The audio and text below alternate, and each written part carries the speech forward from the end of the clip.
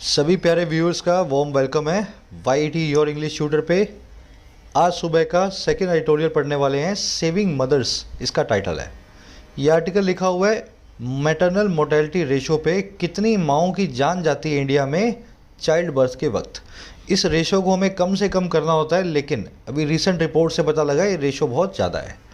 चलिए, आर्टिकल बड़ा इंफॉर्मेटिव है, शुरू करेंगे। आपका क्विज है आज का। You see 5 questions. आप जो भी इस क्लास में सीखोगे, ग्रामर, वोकैबुलरी, इन क्वेश्चंस पे आप अप्लाई करेंगे। सॉल्यूशंस क्लास के लास्ट में करवाऊंगा इन क्वेश्चंस के। शुरू करें क्लास को। चलिए आइए कुछ नया सीखते हैं।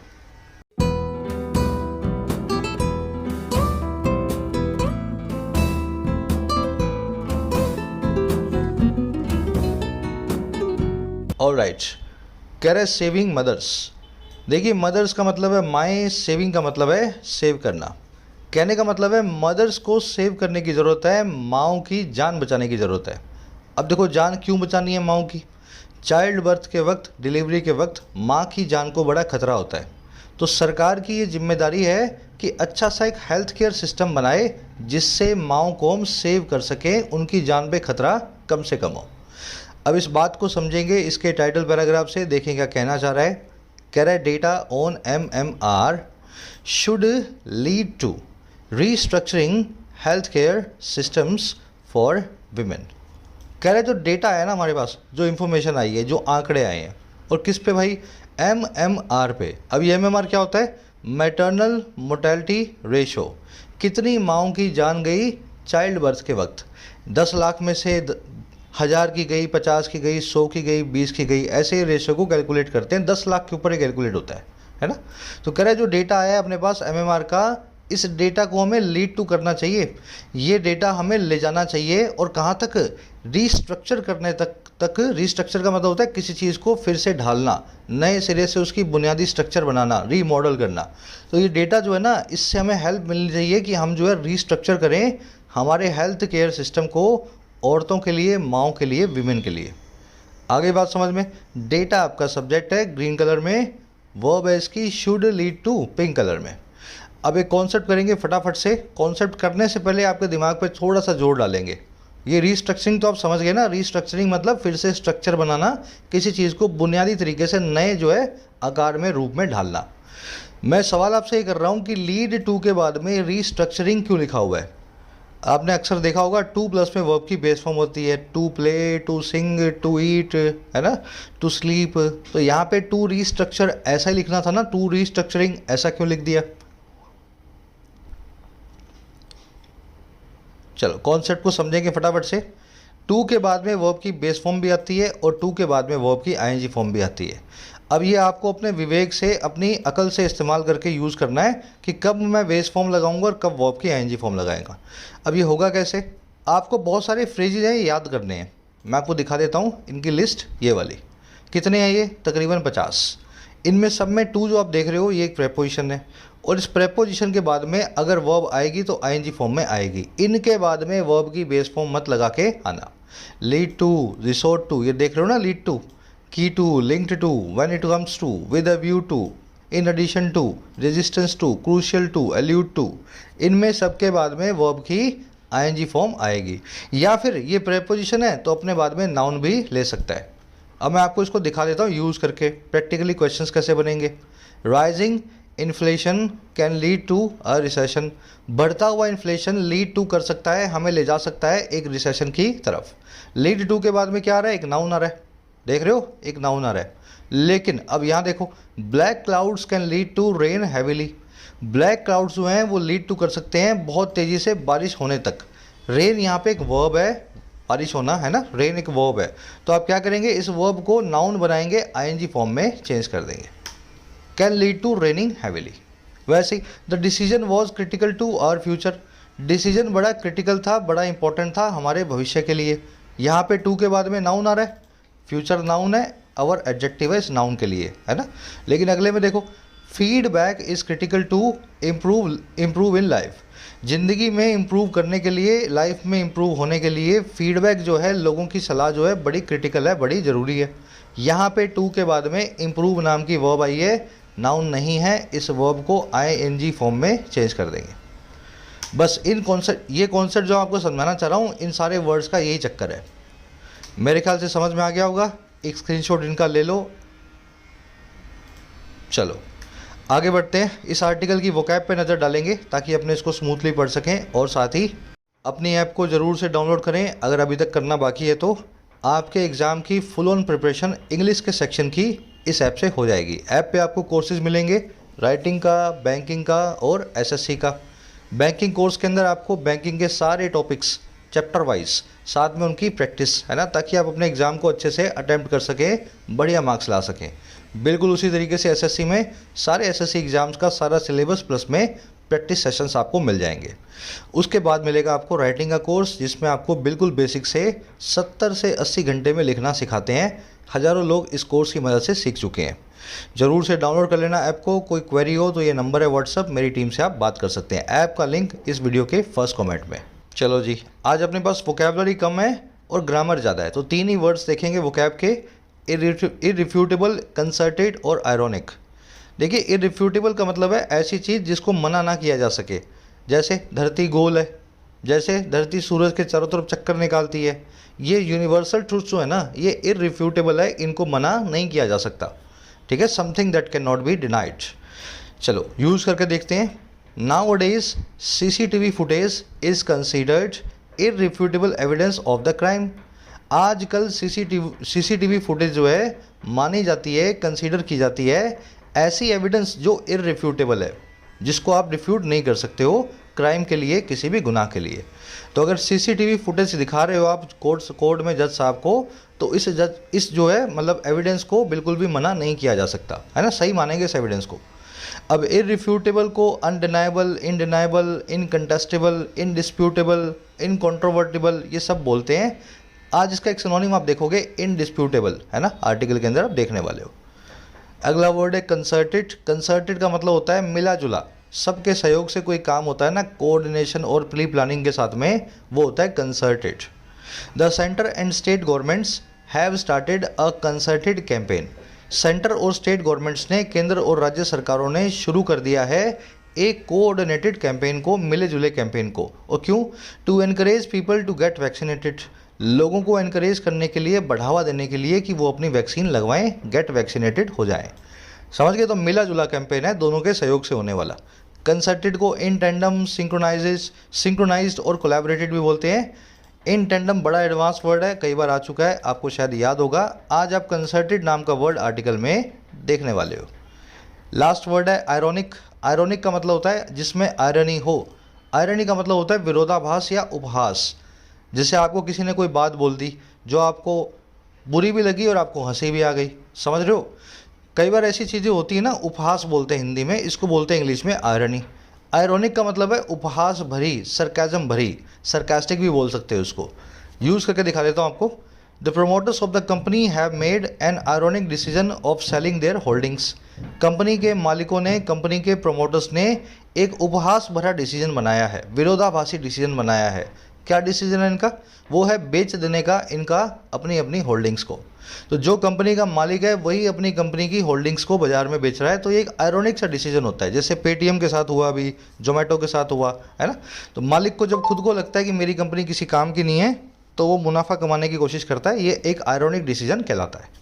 चलिए, आयरॉनिक को पैराडॉक्सिकल, सैटारिकल या सैरडोनिक भी बोलते हैं। सैरडोनिक एक एडवांस वर्ड है, बड़ी उपहास भरी चीज़ कहलाएगी सैरडोनिक। 3 वर्ड्स हैं, डिटेल में करवा दिए हैं। अब आ जाओ आर्टिकल पे, एक समरी आपको दे देते हैं। ये वर्ड्स जो आप कर रहे हो 1000 के करीब हो चुके हैं। आपका सारा वोकैबुलरी का यहाँ से सिस्टम बैठ जाएगा, लेकिन उसी का बैठेगा जो लोग रेगुलर्स हैं क्लासेस में, है ना। 1-1.5 महीने में मुझे लगता है सारे वर्ड्स रिपीट हो जाते हैं। चलो, समरी ये है कि डिलीवरी के वक्त माँओं को बड़ा खतरा होता है नेचुरली, किसी की वजह से नहीं होता। नेचर में ही ऐसा है कि माँ जो जब अपने बच्चे को पैदा करती है तो उसकी जान पे खतरा होता है, लेकिन इस खतरे को कम किया जा सकता है सरकार के द्वारा और लोगों के द्वारा। माँओं को प्रेगनेंसी में अच्छा खाना मिले और डिलीवरी के वक्त अच्छी हॉस्पिटल्स मिले, अच्छे डॉक्टर्स मिले, मशीनें मिले हॉस्पिटल्स में अच्छी, तो उससे उनकी जान पे खतरा कम होता है। अब देखो, जितनी माँओं की जान जाती है उस पर कैलकुलेट करते हैं हम MMR, मैटरनल मोर्टेलिटी रेशो। हर साल ये सरकार रेशो जो है कैलकुलेट करके आपको बताती है कि देश भर में 10 लाख डिलीवरीज पे कितनी माँओं की जान गई, और इस MMR को हमें कम से कम यानी मिनिमम रखना होता है।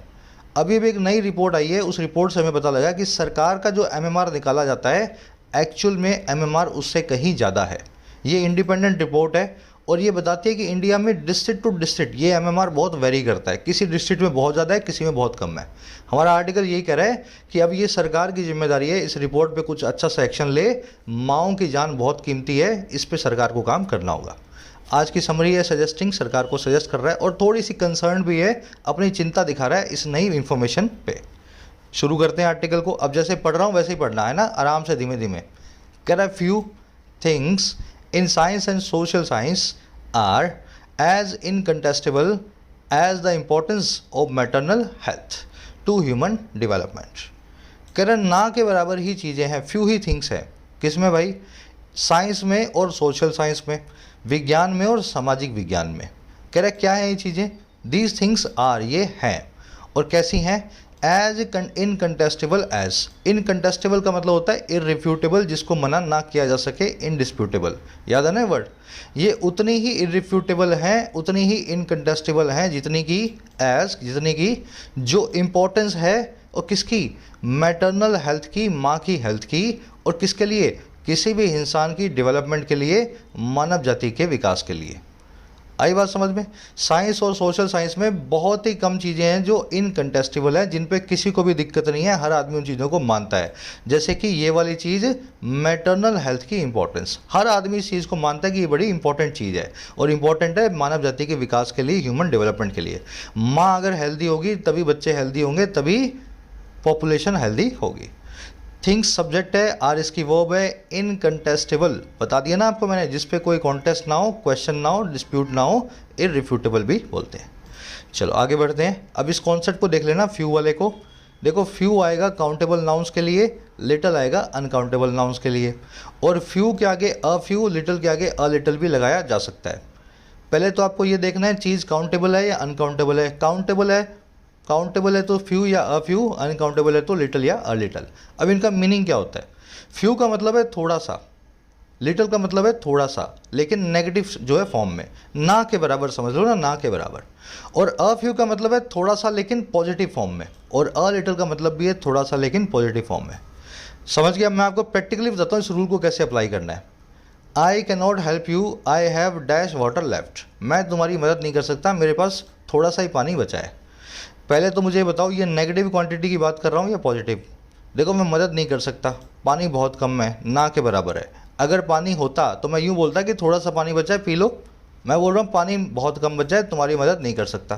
तो ये नेगेटिव क्वांटिटी है, या तो आएगा फ्यू या आएगा लिटिल।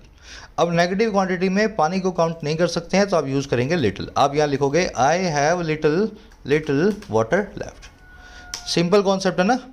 फिर वैसे ही let me know if you need a pen, I have dash spare pens. बता देना अगर तुम्हें पेन चाहिए हो, मेरे पास थोड़े से एक्स्ट्रा पेन्स हैं, स्पेयर पेन्स हैं।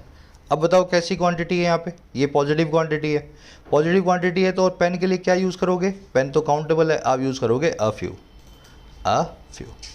अब बिल्कुल लॉजिकल वे में बता दिया आपको अ फ्यू लिटिल और अ लिटिल में क्या फ़र्क होता है। Positive quantity, negative quantity, countable और अनकाउंटेबल, इस टेबल से आपको पता लग जाएगा। चलो बढ़े आगे। ये आज का क्विज का कॉन्सेप्ट है, इसको देख लेना, स्क्रीनशॉट ले लो।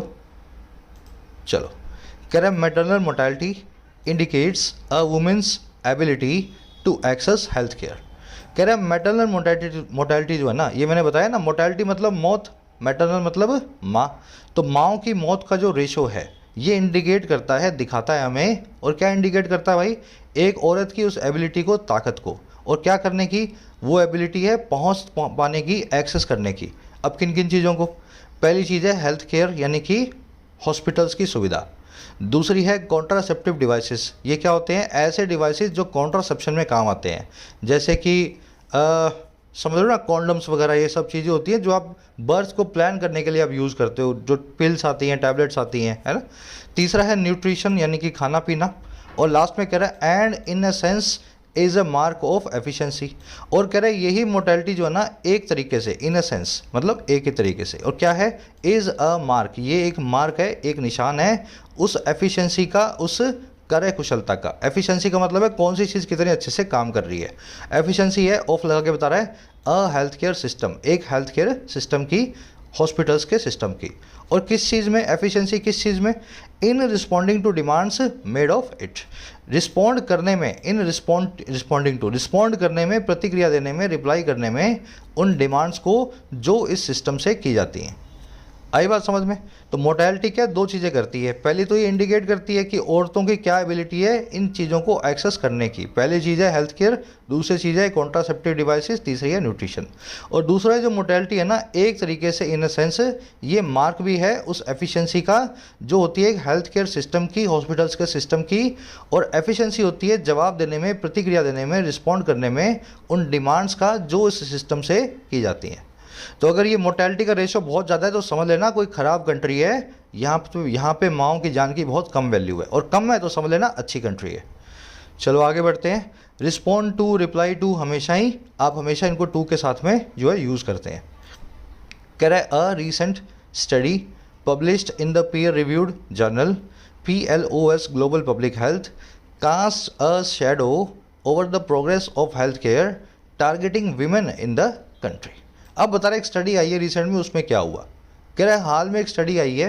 कौन सी स्टडी भाई? वर्ब की थर्ड फॉर्म लगा के बता रहा है, जो पब्लिश्ड है, एडजेक्टिव है यहाँ पे। कह रहा है वो स्टडी जो पब्लिश हुई थी एक पीयर रिव्यूड जर्नल में। अब ये पीयर रिव्यूड जर्नल क्या होता है बाद में बता दूंगा। ये समझ लो एक मैगजीन है जिसमें सिर्फ वही स्टडी छपेगी जो बिल्कुल सही है, जो प्रूव हो चुकी है सही है।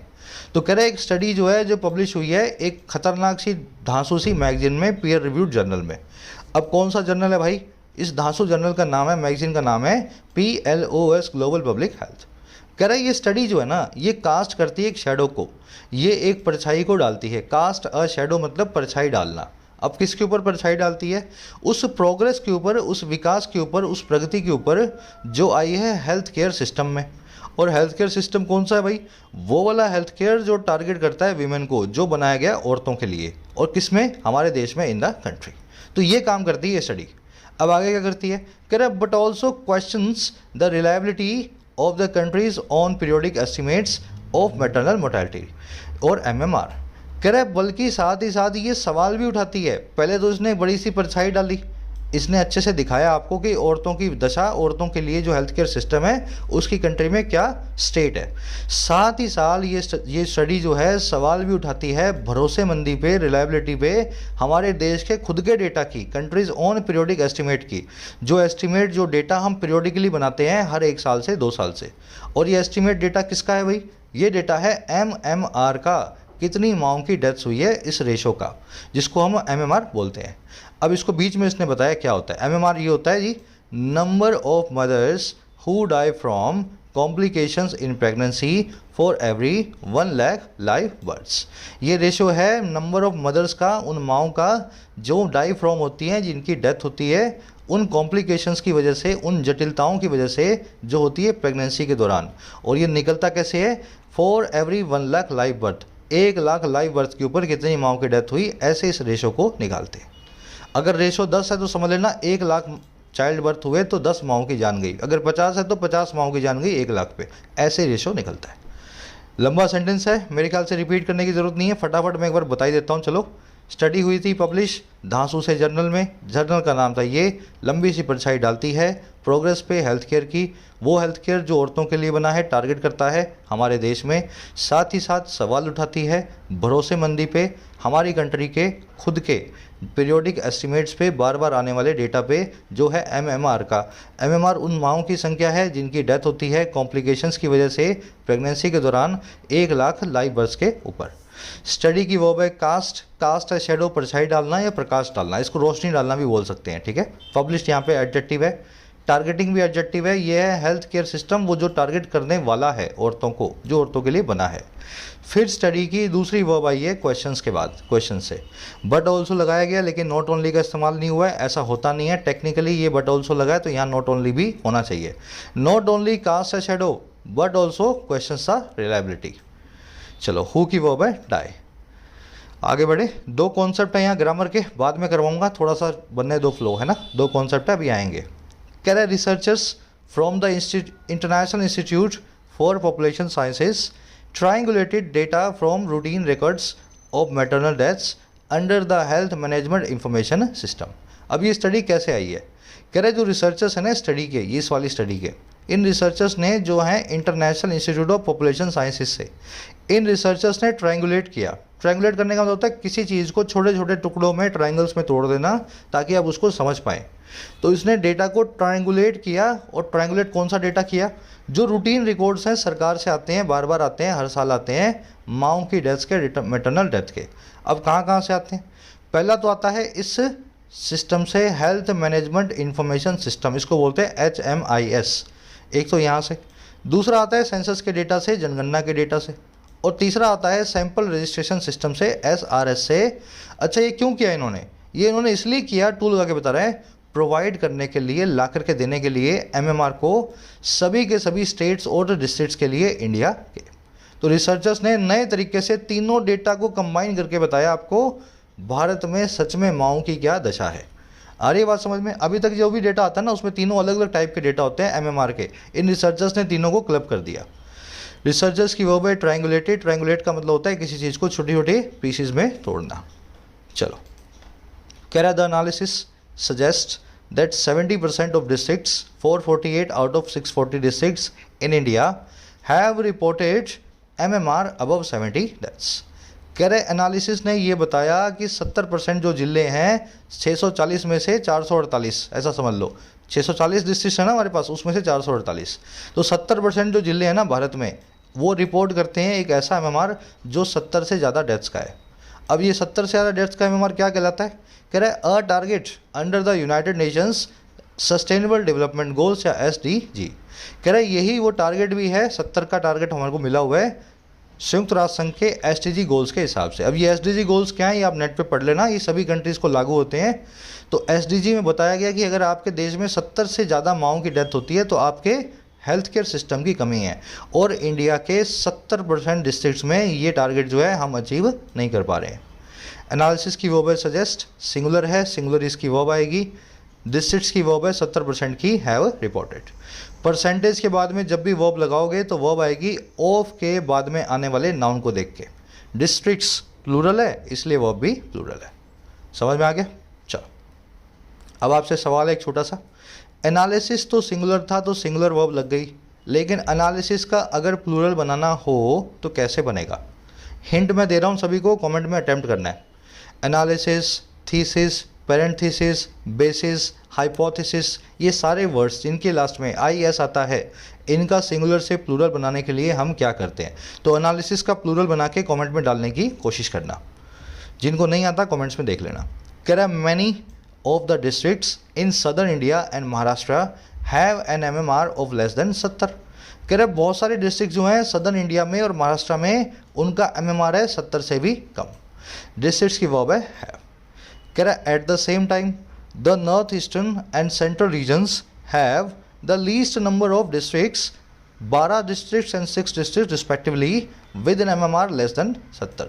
और कह रहा है वहीं पे एट द सेम टाइम दूसरी तरफ कई सारे नॉर्थ ईस्टर्न, उत्तरी पूर्वी और सेंट्रल रीजन्स में ये जो है ना हैव, ये जो लीस्ट नंबर ऑफ डिस्ट्रिक्ट्स हैं, और कितने हैं? 12 हैं नॉर्थ ईस्टर्न में और 6 हैं सेंट्रल रीजन में रिस्पेक्टिवली क्रमशः।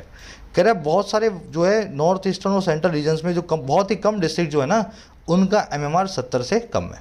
तो कहने का मतलब है नॉर्थ ईस्ट में और सेंट्रल रीजन्स में माँओं की सबसे ज़्यादा मौत होती है। चलो, रीजन्स की वर्ब है हैव। ये 12 और 16 बताया गया। 12 आया है नॉर्थ ईस्टर्न के लिए, 6 आया है सेंट्रल रीजन्स के लिए, रिस्पेक्टिवली बता रहे हैं। दोनों को हमने ऑर्डर के अंदर लिखा हुआ है। चलिए, कह रहा है significantly it also demonstrates the presence of huge with in state in equalities. कह रहे सिग्निफिकेंट बात ये है, सिग्निफिकेंटली मतलब ये इंपॉर्टेंट बात है, बड़ी सिग्निफिकेंट बात है। क्या कि डेटा ये भी डिमॉन्स्ट्रेट करता है, ये चीज़ भी दिखाता है, और किसको दिखाता है जी? ये दिखाता है प्रेजेंस को, मौजूदगी को। अच्छा, किस चीज़ की? ऑफ लगा के बता रहा है बहुत ही बड़े विद इन द स्टेट होने वाले असमानता की, विद इन स्टेट इनइक्वालिटीज़ की। तो डेटा से हमें एक ही स्टेट में बहुत सारी असमानताएं भी दिखती हैं, और कहाँ पे? Even among the better performance, यहाँ तक कि अच्छी परफॉर्म करने वाली स्टेट्स में भी, even among the better performance. कौन कौन सी हैं? ये कर्नाटका है, तमिलनाडु है, केरला है, आंध्रा है और तेलंगाना है। तो ये अच्छी परफॉर्मेंस स्टेट्स हैं, लेकिन इसके अंदर भी डेटा जो आपको उबड़ खाबड़ मिलेगा। किसी डिस्ट्रिक्ट में बहुत कम MMR, किसी में बहुत ज़्यादा। इट की वर्ब है डिमॉन्स्ट्रेट्स। कह रहा है similar heterogeneity was observed in other states as well. कह रहा है ऐसी ही हेट्रोजेनिटी जो है, हेट्रोजेनिटी का मतलब होता है डाइवर्सिटी, असमानता, इन इक्वालिटी का सिनोनिम है हेट्रोजेनिटी, ठीक है। कह रहा है ऐसी ही असमानता, इन इक्वालिटी, डाइवर्सिटी ऑब्जर्व की गई थी दूसरी स्टेट्स के अंदर भी। अकॉर्डिंग टू द SRS 16 से 18 only Assam has an MMR of more than 200 while in this district level assessment. कह रहा है इस डेटा के हिसाब से जो SRS बुलेटिन आता है 2016 से 18 का जो बुलेटिन था, डेटा था, कह रहा है महज असम जो है ना, इसका एक MMR है 200 से ज़्यादा का। असम में तो माओ की 200 डेथ्स हो जाती हैं। 70 का टारगेट है, लेकिन 3 गुना जो है टारगेट से हम आगे बढ़ गए हैं, इतनी ख़राब है यहाँ पे हालत। कह रहे जबकि डिस्ट्रिक्ट लेवल असेसमेंट के अंदर the indications are that about 130 districts have reported above 200 MMR। Indications ये हैं डिस्ट्रिक्ट लेवल असेसमेंट में कि 130 डिस्ट्रिक्ट ने रिपोर्ट किया है 200 से ज़्यादा की MMR को। तो असम में डिस्ट्रिक्ट लेवल पे भी बहुत आपको MMR मिलेगा और एज ए स्टेट भी बहुत ज़्यादा इनका MMR है। चलिए, हेट्रोजेनिटी की वर्ब है वॉज ऑब्जर्व्ड, पैसिव वॉइस में इसको ऑब्जर्व किया गया था। असम की वर्ब है हैज़, इंडिकेशंस है आर, डिस्ट्रिक्ट्स की वर्ब है हैव रिपोर्टेड। अब जो कॉन्सेप्ट्स ऊपर छोड़े हैं फटाफट इनको देख लेते हैं। देखो जी, पहला कॉन्सेप्ट है डाई के बाद में क्या लगे, ऑफ लगे, फ्रॉम लगे या इन लगे। भाई डाई के बाद में इन भी आता है, ऑफ भी आता है, फ्रॉम भी आता है। अब आपको चूज़ करना पड़ेगा एक प्रेपोजिशन को। अगर किसी इंसान को डाई करना है, किसी इंसान की डेथ हो रही है किसी डिसीज़ से जो उसकी डेथ का डायरेक्ट कॉज है, जैसे किसी की डेथ होगी HIV से, हार्ट डिसीज़ से, है ना, तो ये डिसीज़ से जब डेथ होती है तो आप ऑफ लगा के बताते हैं। अगर किसी इंसान की डेथ होती है इनडायरेक्ट कॉज से, जैसे किसी की हो गई हंगर से, किसी की हो गई हीट से, किसी की होगी थर्स्ट से, भूख, प्यास, गर्मी, रेडिएशन, इनडायरेक्ट कॉज से अगर डेथ होती है आपकी, तब आप लगाते हैं डाई फ्रॉम। और किसी इंसान की डेथ अगर किसी एक्सीडेंट या इवेंट में होती है, तब आप लगाते हैं डाई इन। जैसे मेले में किसी की डेथ हो गई, किसी की डेथ हो गई जो है अपनी मतलब कोई पिलग्रिमेज जा रही है उसमें डेथ हो गई, किसी की एक्सीडेंट में डेथ हो गई, तो इन लगा के बताना है। सिंपल सा कॉन्सेप्ट है, यूज़ करके देखते हैं practically. In 2021 2 million people died of from या इन कोविड-19। 2021 में 20 लाख लोगों की डेथ हुई डाई हुए कोविड-19 से। अब क्या लगा के बताएं भाई, कोविड-19 से कैसे मरे होंगे। कोविड-19 एक डायरेक्ट डिसीज़ है, डायरेक्ट कोज है इनकी डेथ का, तो मैं लिखूंगा डाइड ऑफ कोविड-19। कह रहा वेयर एज वहीं पे 1.2 lakh died dash extreme hunger and cold. इतने सारे लोग मर गए बहुत सारी भूख और प्यास की वजह से। अब भूख प्यास क्या है, इनडायरेक्ट कोज है, कोई बीमारी तो नहीं है ये, है ना, तो डाइड फ्रॉम। बस सिंपल सा कॉन्सेप्ट। अगर कोई एक्सीडेंट होता, कोई इवेंट होता तो डाई इन। तो यहाँ पे भी वही हुआ है, डाई फ्रॉम कॉम्प्लिकेशन लिखा है। कॉम्प्लिकेशन जो है इनडायरेक्ट कोज होता है, इसलिए हमने फ्रॉम लगाया है। कोई बीमारी तो नहीं है कॉम्प्लिकेशन, तो इनडायरेक्ट कोज है ना। चलो, तो ये तो था पहला कॉन्सेप्ट, आज के क्विज में आएगा। दूसरा कॉन्सेप्ट है लेस वर्सेस लेसर का। लेस का मतलब भी कम होता है, लेसर का भी मतलब कम होता है, लेकिन दोनों में फ़र्क है। लेस का मतलब होता है क्वांटिटी में कम, लेसर का मतलब होता है इंपॉर्टेंस में कम। आ गई बात समझ में। इंपॉर्टेंस या साइज़ में भी कम बोल सकते हैं, ठीक है, इंपॉर्टेंस या साइज़ में भी कम बोल सकते हैं। अब अगर आपको देखना हो ना, तो लेस का उल्टा होता है मोर और लेसर का उल्टा होता है ग्रेटर। यहाँ से आपको आइडिया लग जाएगा। मोर भी ज़्यादा, ग्रेटर भी ज़्यादा, लेकिन मोर का मतलब है क्वांटिटी में ज़्यादा, ग्रेटर का मतलब है महानता में ज़्यादा। वैसे ही लेस का मतलब है क्वांटिटी कम और लेसर का मतलब है महानता में या साइज़ में कम। इस तरीके से आप इनको थोड़ा सा दिमाग में बिठाने की कोशिश करना। यूज़ करके देखो। The MD of the company was dissatisfied with the less role and resigned. Company का जो मैनेजिंग डायरेक्टर था वो डिससेटिस्फाइड था, असंतुष्ट था एक लेस रोल की वजह से, और उसने रिज़ाइन कर दिया। अब मुझे रोल बताओ, वो क्वांटिटी में कम होगा या साइज़ में या इंपॉर्टेंस में कम होगा। भाई उसका रोल जो था इंपॉर्टेंस में कम था, उसको CEO बनना था। रोल कम नहीं था क्वांटिटी में, उसका साइज़ या इंपॉर्टेंस कम थी, तो लेसर रोल की वजह से उसने रिज़ाइन किया। आ गई ना बात समझ में। तो ऐसे आपको लेस और लेसर में से चूज़ करना है मीनिंग के हिसाब से। Lesser than 3 days after the incident an FIR was launched. 3 दिनों के बाद में इस इंसिडेंट के FIR को लॉन्च किया गया। अब मुझे बताओ, यहाँ पे दिनों से कम की बात हो रही है, क्या क्वांटिटी की बात नहीं हो रही। बिल्कुल हो रही है। 3 से कम में किया गया मतलब 2 में, 1 में, आधे में, 1.5 में, 2.5 में। क्वांटिटी की बात हो रही है, महानता की बात नहीं हो रही है। महानता की बात नहीं है तो लेस लगाओ, लेस देन 3 days। समझ में आ गया। चलो आज यहाँ भी यही हुआ, लेस देन 70 लिखा है, 70 से कम क्वांटिटी की बात हो रही है। अगर महानता की बात होती तो लेसर की बात लिखते। तो ये कॉन्सेप्ट्स हैं दो, आज के क्विज में दोनों कॉन्सेप्ट्स यूज होंगे, स्क्रीनशॉट ले सकते हो इनका आप। चलो आ जाओ जी नेक्स्ट पैराग्राफ पे। कह रहा है it is ironic that as the nation plans to celebrate the 75th anniversary of independence grandly. कह रहा है ये बड़ा ही आयरॉनिक है, बड़ा ही उपहास भरा है, कॉन्ट्राडिक्टरी है।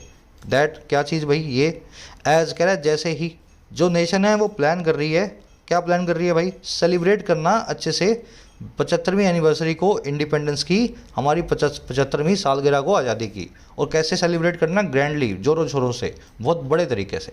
कह रहा है जैसे तो हमारा देश इस चीज़ को प्लान कर रहा है एक तरफ। कह रहा है so many districts still show a very high MMR। बहुत सारे डिस्ट्रिक्ट्स आज भी दिखा रहे हैं बहुत ज़्यादा MMR को, बहुत ज़्यादा मैटरनल मोर्टेलिटी रेशो को, clearly indicative of the inadequacy of responsiveness of health system. और कह रहे जो चीज़ क्लियरली साफ साफ तरीके से इंडिकेटिव है, सजेस्टिव है, सूचक है, इशारा करने वाली है उस इनएडिक्वेसी का, उस अपर्याप्तता का, कमी का जो है रिस्पॉन्सिवनेस में, प्रतिक्रिया देने में हमारे हेल्थ सिस्टम्स की। तो देश इस तरफ से खुशियां मना रहा है कि हम तो 75 साल हो गए हैं आज़ाद हुए, लेकिन 75 सालों में माओ के लिए कुछ ज़्यादा कर नहीं पाए। तो एक आयरॉनिक सी बात है, हंसी की बात है, एक तरफ सेलिब्रेशन, दूसरी तरफ डेथ्स। इट की वर्ब है इज, नेशन की वर्ब है प्लान्स, डिस्ट्रिक्ट्स की वर्ब है शो।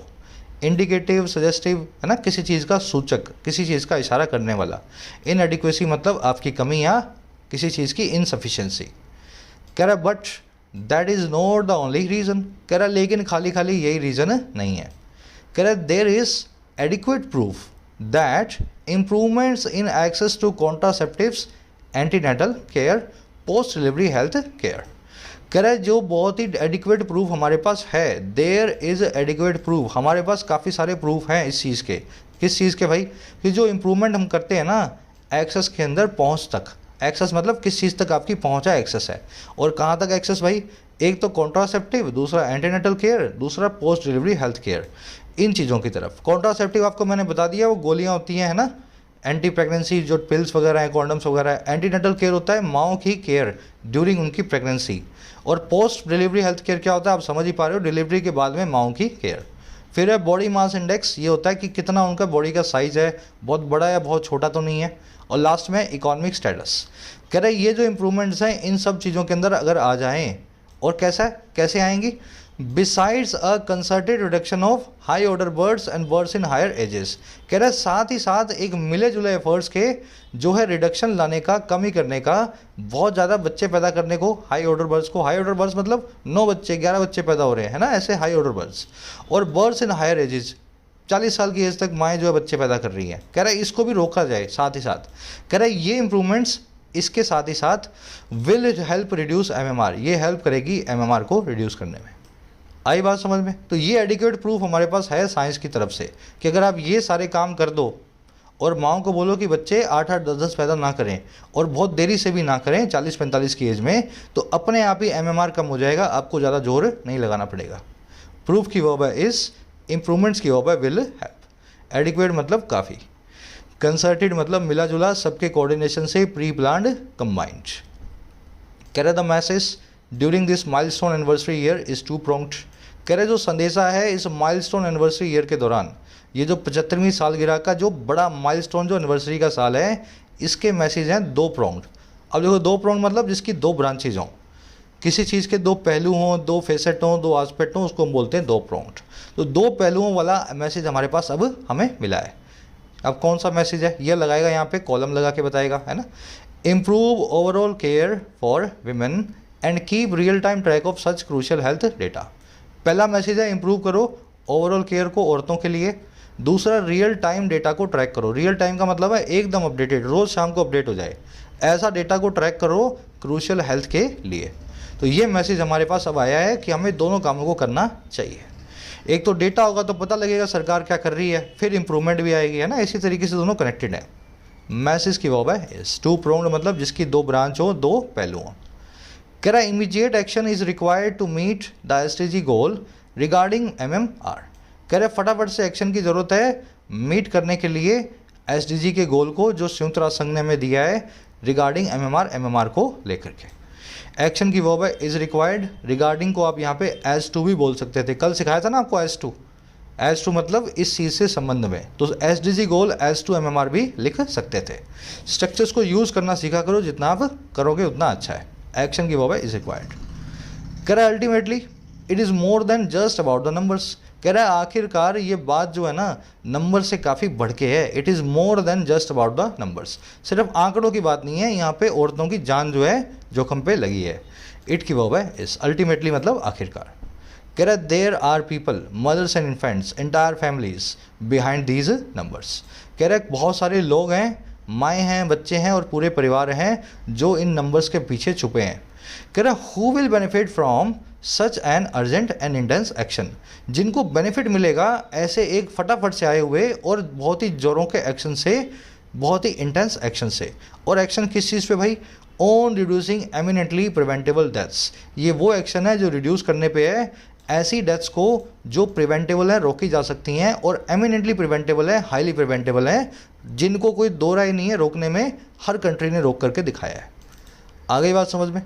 पीपल की वर्ब है आर, हु की वर्ब है विल बेनिफिट। प्रिवेंटेबल मतलब जिसको रोका जा सके, अवॉइडेबल एस्केपेबल। प्रिवेंटेबल का एक बिल्कुल उल्टा होता है, इन से शुरू होता है वो, ठीक है, और इनएस्केपेबल नहीं है, इनएस्केपेबल नहीं है, ठीक है। तो बताना कौन सा, अगर आप जिनमें से आप लोगों को जो याद है, बहुत बार करवा चुका हूँ, वन वर्ड है, सबको आना चाहिए। इनएस्केपेबल के अलावा कौन सा ऐसा एंटोनिम है इनसे शुरू होने वाला जो प्रिवेंटेबल का बिल्कुल उल्टा है? कमेंट्स में डालो। इंटेंस का मतलब है जोरों शोरों से होने वाला, एमिनेंटली मतलब हाईली, एक्सट्रीमली या वेरी। चलिए सिंपल आर्टिकल है आज का, लेकिन बहुत इंफॉर्मेटिव है। ऐसे आर्टिकल्स आपकी नॉलेज और आपकी रीडिंग दोनों को अच्छे से इम्प्रूव करते हैं। क्विज पे आ जाओ। Something can not be denied, उसको क्या बोलेंगे? इरिवोकेबल बोलेंगे, इरिफ्यूटेबल बोलेंगे, कोरिजिबल या इंडिस्पेंसिबल? सबको आता है मेरे ख्याल से। कमेंट सेक्शन में आंसर डाल रहा हूँ, वहाँ से चेक कर लेना। सेकंड में आपसे पूछा लेस और लेसर में से क्या यूज़ करेंगे, तो कॉन्सेप्ट आप सीख चुके हो, सही वर्ड को यूज़ करो। थर्ड में आपसे पूछा डाई के बाद में क्या लगाएं, फ्रॉम लगाएं, ऑफ लगाएं या इन लगाएं, अगेन ये कॉन्सेप्ट भी हो चुका है। और चौथे में आपसे पूछा है लेस, लिटल और फ्यू और अ फ्यू में से क्या यूज़ किया जाए। आ रही बात समझ में? Less, a little, few, a few है ना, इनमें से कौन सा यूज़ होगा? तो देख लो, काउंटेबल है, नेगेटिव है, पॉजिटिव है, कैसी क्वांटिटी यूज़ होगी, उसी हिसाब से सही वर्ड यूज़ करना है। पाँचवें में आपको एरर मिलेगी, ये मिलेगी आपको एक्लाइमेटेड टू के आसपास, हिंट मैं आपको दे रहा हूँ। तो वो सारे फ्रेज देख लेना जिसमें टू के बाद में नाउन जेरेंड आता है, उनमें कहीं ये क्लाइमेट टू तो नहीं होता। चलो पांचों क्वेश्चंस के आंसर कमेंट सेक्शन में, इसी वीडियो के फर्स्ट कमेंट में जाओ, अपने आंसर से मेरे आंसर्स को मैच करो। आउट ऑफ 5 कितने मार्क्स मिले ज़रूर से बताना। कोशिश करना इस आर्टिकल की एक समरी लिखने की इंग्लिश के अंदर 3 सेंटेंसेस के अंदर। मैं भी शुरू करने वाला हूँ आज से, आप भी लिखो। कमेंट सेक्शन में समरी लिखोगे तो लिखने से राइटिंग अच्छी होगी। ऐप पे कोर्सेज अवेलेबल हैं, राइटिंग का, SSC का, बैंकिंग का। ऐप को जाके डाउनलोड करें, कोर्सेज का फ़ायदा ले सकते हैं। ये नंबर है व्हाट्सएप का, टीम से बात कर सकते हैं अगर किसी भी कोर्स में आपको कोई भी दिक्कत है तो। Until then, signing out.